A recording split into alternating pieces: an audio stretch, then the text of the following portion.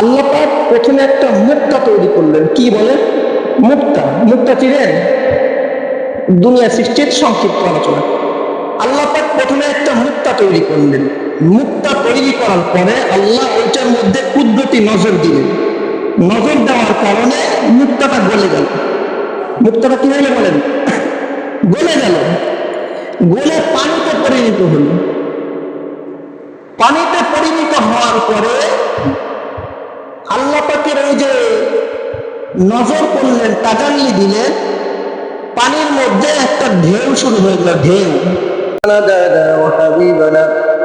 وحبيب ربنا وطبيبنا وطبيب قلوبنا وأولانا ومولانا محمدا عبده ورسوله الذي أرسله بالحق بشيرا ونذيرا وداعيا إلى الله بإذنه وسراجا منيرا.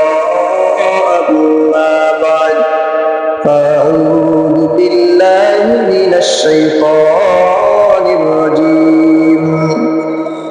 بسم الله الرحمن الرحيم.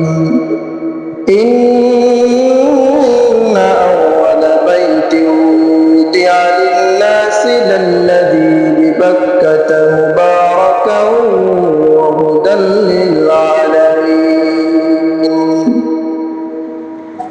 فيه آيات بينات مقام إبراهيم ومن دخله كان آمنا ولله على الناس حج البيت من استطاع إليه سبيلا ومن كفر فإن الله غني عن العالمين. وقال تعالى يا أيها الذين آمنوا صلوا عليه وسلموا تسليما. সকলে দুরূদ শরীফ পড়েন। اللهم صل على محمد وعلى آل محمد كما صليت على إبراهيم وعلى آل إبراهيم إنك حميد مجيد. اللهم بارك على محمد وعلى آل محمد كما باركت على إبراهيم وعلى آل إبراهيم إنك حميد مجيد. بلغ العلا بكماله كشف الدجى بجماله حسنت جميع خصاله صلوا عليه وآله. لا إله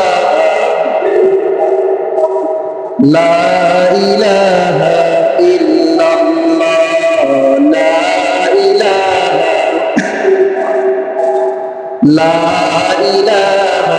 إلا الله. لا إله إلا الله. لا إله إلا الله. لا إله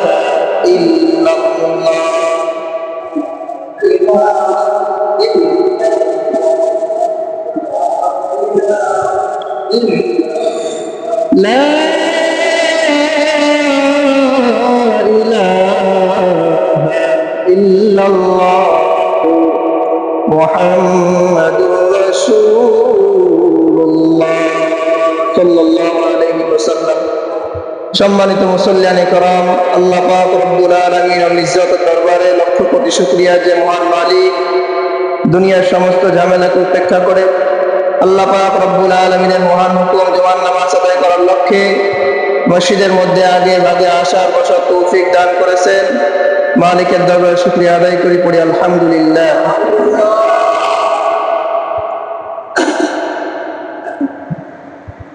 জিলকদ মাস চলতেছে, যে মাসগুলো সম্পর্কে আল্লাহ রাব্বুল আলামিন বলেন যে 4টা মাস সম্মানিত।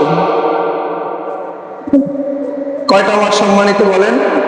4টা মাস। আল্লাহ বলেন ইন্না ইদ্দাতাশ শুহুরি ইনদাল্লাহি 12 শাহরান ফি কিতাবিল্লাহ ইয়াওমা খালাকাস সামাওয়াতি ওয়াল আরদি মিনহা আরবা'তুন হুরুম যালিকাদ দীনুল কাইয়িম। আল্লাহ রাব্বুল আলামিন বলেন 12 মাস আমি আল্লাহ রাব্বুল আলামিন তোমাদের জন্য নির্ধারিত করে দিয়েছি। এই জন্য আমি আল্লাহ 12 মাস বানিয়েছি যাতে তোমরা বছর দিন মাসের হিসাব করতে পারো। সুবহানাল্লাহ।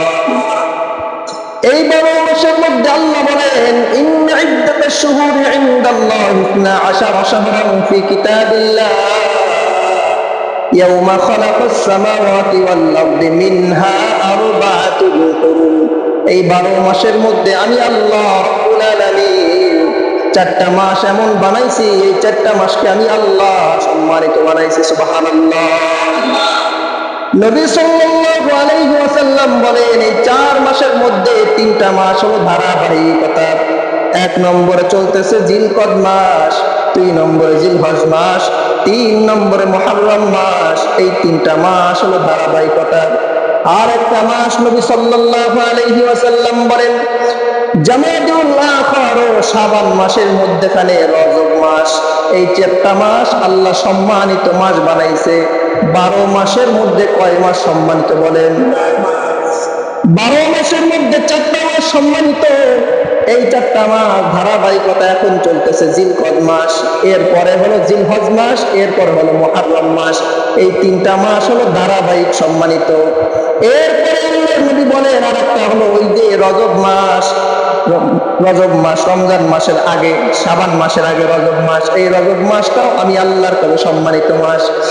এই সম্মানিত 4 মাসের মধ্যে মানুষ অন্য সময় গুনাহ করলে যেমন ওই গুনার একটা করে নাকি একটা করে বদলা দেওয়া হয়, কিন্তু এই 4টা মাসে বান্দা নেকি করলে ঠিক তদরূপ ভাবে আল্লাহ রাব্বুল আলামিন নেকির সংখ্যা বাড়ায় দেন। সুবহানাল্লাহ। অন্য মাসে যেমন এই 4 মাসে নেকি করলে আল্লাহ বাড়ায় দেন, তার মধ্যে আমরা আছি জিলকদ মাসে। এরপরে জিলহজ মাস, জিলহজ মাসের 10 তারিখে কোরবানি হয়। তো এই মাসগুলা রমজানের পর থেকে নিয়ে শাওয়াল, জিলকদ, জিলহজ, এই মাসগুলোকে হজের মাস বলা হয়। কিসের মাস বলেন? হজের মাস। আজকে আমরা হজ সম্পর্কে কিছু আলোচনা করব, এরপরে কুরবানি সম্পর্কে হালকা কিছু আলোচনা করবো ইনশাআল্লাহ, আল্লাহ যদি তৌফিক দান করেন। কুরবানি সম্পর্কে তো লম্বা ব্যাপক আলোচনা, যেটা 1 বছর ধরে করলে শেষ হয়ে যাবে। আল্লাহ রাব্বুল আলামিন হজ করতে আমরা কোথায় যাই? আর আল্লাহ জানে হজ করতে কোথায় যাই? আমেরিকা, মক্কাতে যাই, বাইতুল্লাহ যাই, মক্কাতে যাই। হজ করতে আমরা মক্কাতে যাই, বাইতুল্লাহতে যাই। আল্লাহ এটাই বলেন যে ইন্না আউওয়ালা বাইতিন উযিয়া লিন-নাসি লাল্লাযী বিবাক্কাতা মুবারাকান ওয়া হুদাল লিল আলামিন। আল্লাহ রাব্বুল আলামিন বলেন ইন্না আউওয়ালা বাইতিন, নিশ্চয় দুনিয়ার মধ্যে সর্বপ্রথম ঘর হলো বাইতুল্লাহ। দুনিয়ার মধ্যে সর্বপ্রথম ঘরের নাম কি বলেন? দুনিয়ার মধ্যে সর্বপ্রথম ঘর হলো বাইতুল্লাহ। আল্লাহ বলেন লিন-নাসি লাল্লাযী বিবাক্কাতা, যা মক্কার মধ্যে অবস্থিত। বিবাক্কাতা, বাক্কা, বাক্কা শব্দটা হলো এটা মক্কা শরীফের আগের নাম।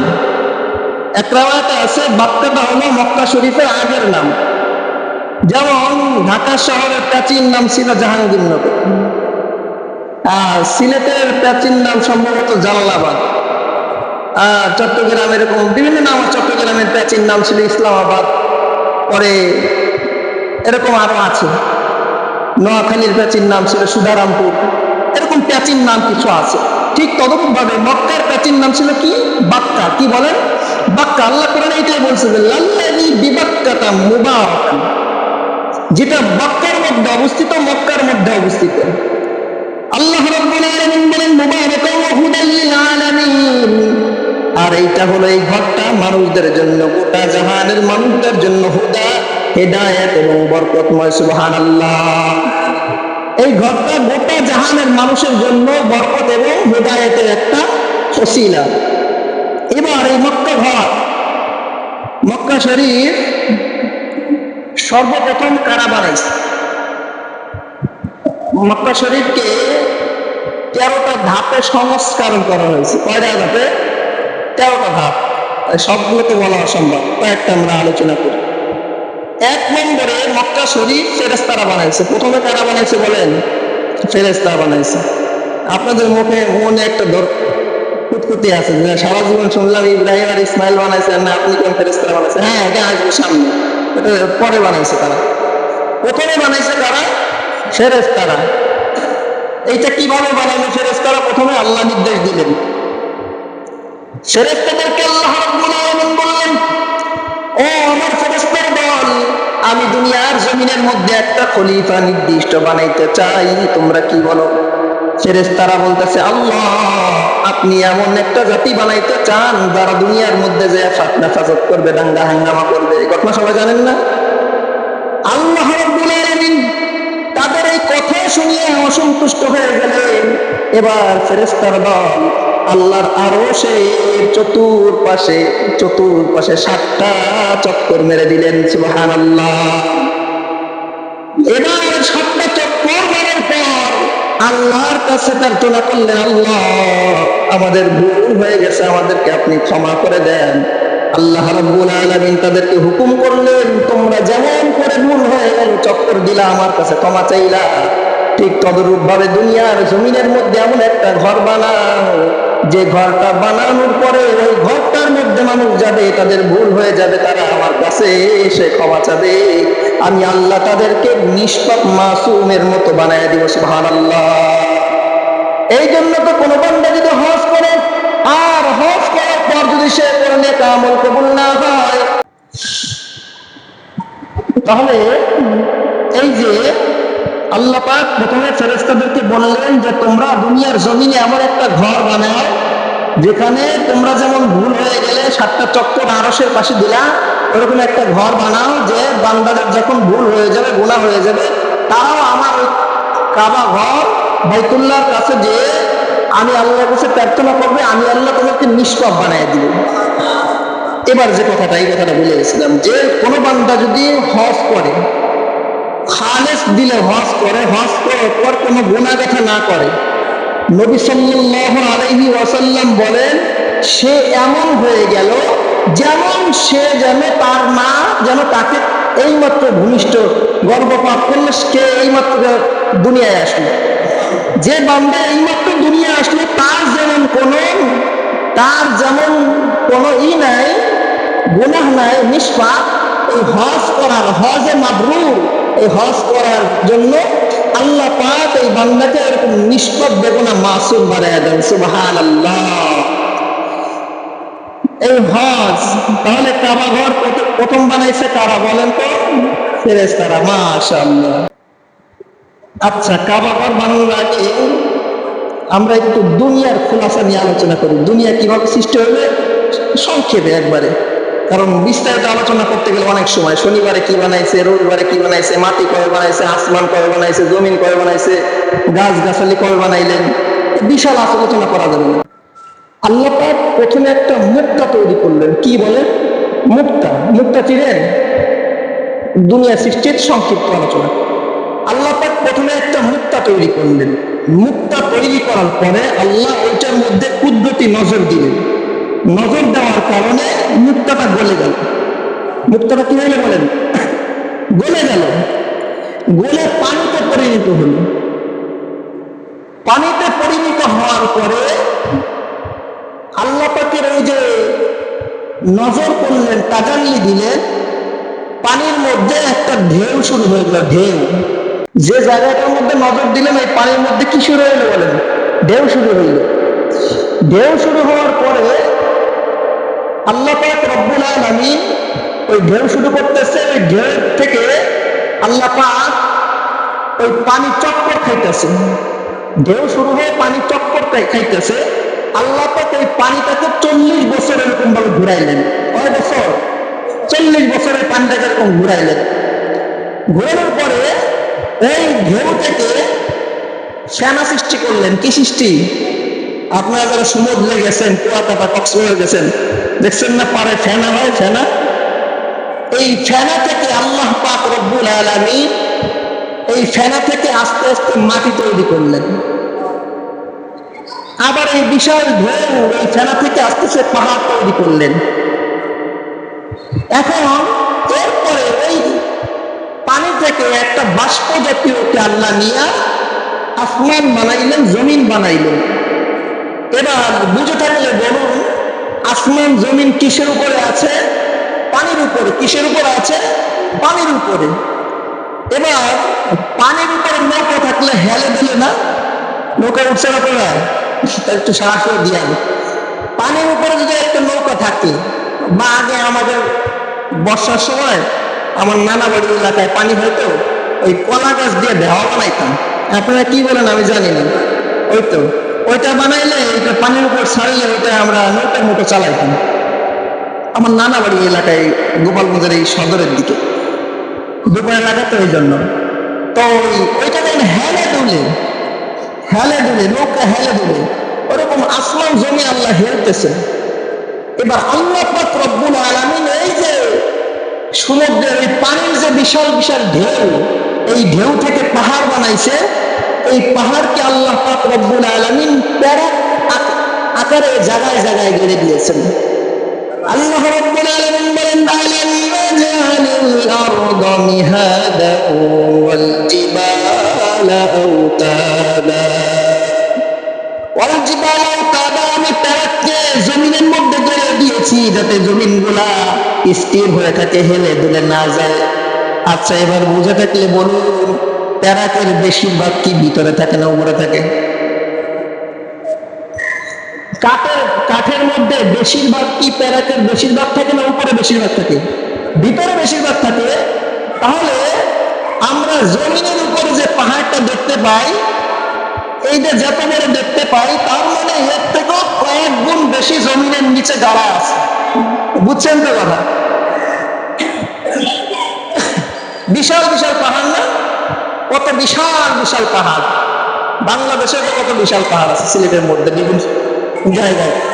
তো এই পাহাড়গুলোর উপরে যতটুকু, তার থেকে বেশি কোথায় আছে বলেন? জমিনের নিচে আছে। আচ্ছা, কাবা ঘরের প্রথম নির্মাণ করে কারা বলেন তো? ফেরেশতারা। মাশাআল্লাহ। এরপরে আল্লাহ পাক রব্বুল আলামিন আদম আলাইহিস সালামকে দিয়ে সংস্করণ করান। আমি এক এক করে কয়েকটা সংস্কার বলে যাই আপনাদেরকে, লম্বাই ঘটনা বলার থেকে টাইম হবে না। ফেরেশতারা বানাইলেন প্রথম, তারপরে আদম আলাইহিস সালাম সংস্কার করলেন।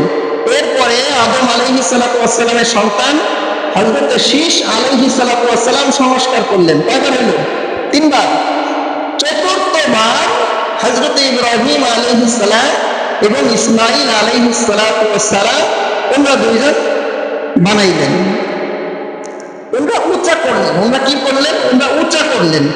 আল্লাহ পাক রব্বুল আলামিন এইটাই বলেন যে ইব্রাহিম ও ইসমাঈল কাবা ঘরটাকে উঁচা করছে। উঁচা করার অর্থ কি? আর কাবা ঘর, কাবা অর্থ কি? কাবা অর্থ 4 কোণা বিশিষ্ট একটা ঘর।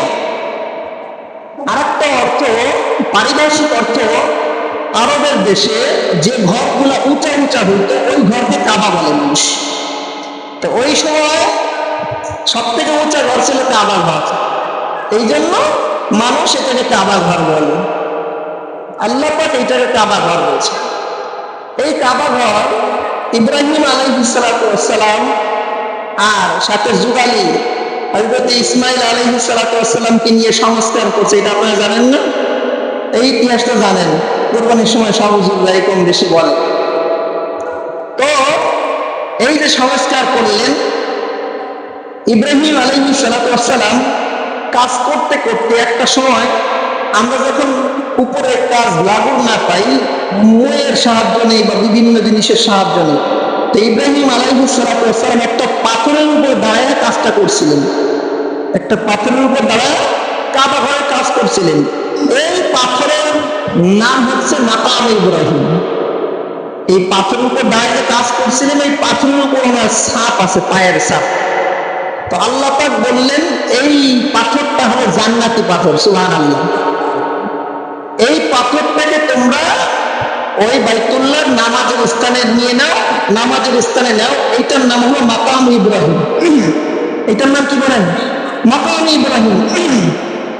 আর এই বাইতুল্লাহ, এই ঘর সম্পর্কে আল্লাহ বলেন, وَإِذْ جَعَلْنَا الْبَيْتَ مَثَابَةً لِلنَّاسِ وَأَمْنًا وَاتَّخِذُوا مِن مَّقَامِ إِبْرَاهِيمَ مُصَلًّى وَعَهِدْنَا إِلَىٰ إِبْرَاهِيمَ وَإِسْمَاعِيلَ